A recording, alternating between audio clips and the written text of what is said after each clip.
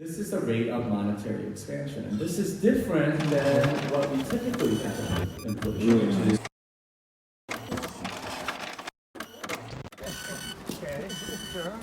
Hey, hello Jimmy. Very nice to see you here at Baltic Honeybadger. A very nice talk this morning. Thank you. And I see you can Yeah, bring together with you a little Bitcoin book. The little Yes. Bitcoin book. Yes, yeah, yes. I need to distribute it to some people. So Sure. Yeah. There was plenty of talk this morning about the scarcity of Bitcoin, and that's why it got its value. I do have one question for you. Okay. This morning you talked about the idea that the dollar is concentrated quite a lot, and its influence on the rest of the world, basically. Dollar And especially- hegemony, yeah. Yes, and especially to the poor countries. Yeah. Bitcoin and its scarcity, doesn't it mean that it can be accumulated in small amount of hands? Let's put it this way. It could all the motivation in the world to try to get it out of those hands. If you can provide services to Trace Mayer, he could probably pay you in Bitcoin eventually. But he doesn't want to because he likes having money, and he's a very rich person for that reason.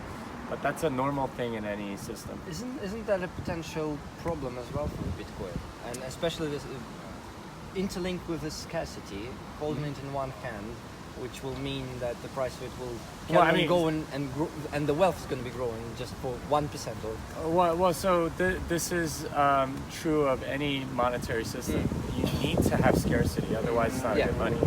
And when you have scarcity, there are certain people that are going to want it more than others. This is called time preference. So certain people have a low time preference, which means that it's very difficult to get.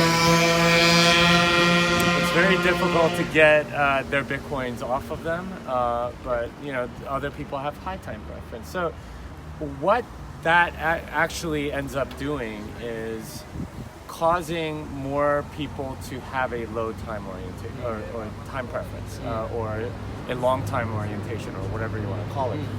And that's a good thing, because if you're thinking long term, you're thinking about building things and contributing to society and making things better. The wealth distribution is always going to be weird. It's not going to be equal just because people have different preferences. Somebody that's very impulsive is almost always going to spend all of their money very quickly, whereas somebody that's thinking about the long term, they're not. And that's true whether you have Bitcoin, US dollars, or anything else. The only thing that US dollars do is they redistribute it, and almost always the redistribution comes at the expense of poor people to the rich people. But at least with Bitcoin, you don't have that effect. You just have it be even, and that's it. Is education will be the key, especially for the poorer countries, low developed economies, to accumulate Bitcoin? Well, no, they're already doing it. You don't need to convince them very much. Their currencies are so crappy that they are, like crawling over broken glass, metaphorically speaking, in order to get to it. So in Venezuela, for example, about 10% of the population has escaped the Maduro regime, going to Colombia. How did they do it? Well, most of them, they can't carry gold or US dollars over because they'll get confiscated by the border guards. Instead, what they do is sell all their possessions for Bitcoin, go over to Colombia, and then sell as they need in Colombia to start a new life or whatever. And that's gigantic, because essentially you can't do capital controls on money anymore. And but yeah, I mean, these people already know about it, and they'll learn from everybody else that's around them that's taking advantage of the skirting of capital controls that every country tries to do. And I mean, right now in Iran, I saw a report about all of these people that own Bitcoin in Iran. And there's a lot of them. And some of them own some significant amounts. And the reason is because they are under UN sanction. So, for them, their currency continues to depreciate, or they can put it into something else like Bitcoin. So the fact that so many are putting it into Bitcoin, we don't need to. You don't need some central entity doing the education because people are educating themselves very quickly because they're motivated to. Now, in the Western world, that's not quite as much the case because we already have like pretty stable currencies and so on. But you know, even those, you know, you have a harder money in Bitcoin. It's coming, and that's just a hard economic reality.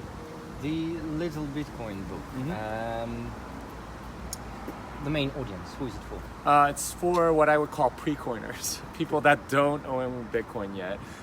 It gives a sort of a more human rights perspective on why Bitcoin's so important. So, for example, the entire Venezuela thing, we talk about a lot of that. And the whole first chapter is actually spent without mentioning Bitcoin at all. It's just all about what's wrong with money today. Right? All of the different problems, including the dollar hegemony that I mentioned before. And then chapter 2 is about, well, what's Bitcoin and, you know, how does it fix a lot of that stuff. And then the third chapter is about why it has value, and it's one of the most often asked questions, like, why does it have any value at all? And like, why is it so volatile? So we attempt to answer that. And chapter 4 is about Bitcoin and human rights and how property rights, like with Bitcoin, are just absolutely fundamental to human existence. And finally, just you know, speculations about the future with Bitcoin, and then there's a Q&A section at the end that answers a lot of the most common questions. So it's meant to be a really gentle introduction to Bitcoin. And you know, we named it the Little Bitcoin book for that reason. It's just like, oh, okay, it's a short read. You know, it's like 75 pages. You know, I can read it. The authors have more or less agreed to use all of the profits from this book for new translations. So we want it available in Chinese or Mandarin, Japanese, Korean, Arabic, you know, French, English, Spanish, Portuguese. You know, we want it as broadly available as possible, so that people, especially in distressed places that might not know English, can really understand what this is for. The last question, but I'm pretty sure I know the answer from you. But this is how we finished all our interviews on Honeybadger. Should I invest in Bitcoin? Well, it depends. If you really understand it and you're willing to hold for the long term, then absolutely. Anytime you there's a fixed supply, increasing demand. It's a hedge against you know, central banking cartels and things of that nature. So it's a very good long-term investment, I think. But for a large number of people, it's a speculative asset, and it's a way to gamble. It's online poker or something like that. In which case, I say no, because in 6 months you're gonna probably sell when it doubles or halves. So, you know, investment is an old word. I think it comes from French, vestments, and that's actually clothing. Investments. It's supposed to be like a part of you, and the idea is when you're doing an investment, you should really get to know it, like at a deep and intimate level, and that's something that unfortunately a lot of people don't do. But you know, if you are willing to put in the time to really look into it and understand what it is, hopefully with a book like this, then and you understand it, that's the right time to invest. If it's any time before then, it's probably more like a gamble, which I mean, maybe you like gambling. I'm not going to judge you for that, but it's not really an investment. Okay, thank you very much for your time, and I hope you really like to stay here at Riga, and especially the Baltic Honeybadger. Well, thank you very much. Thank you.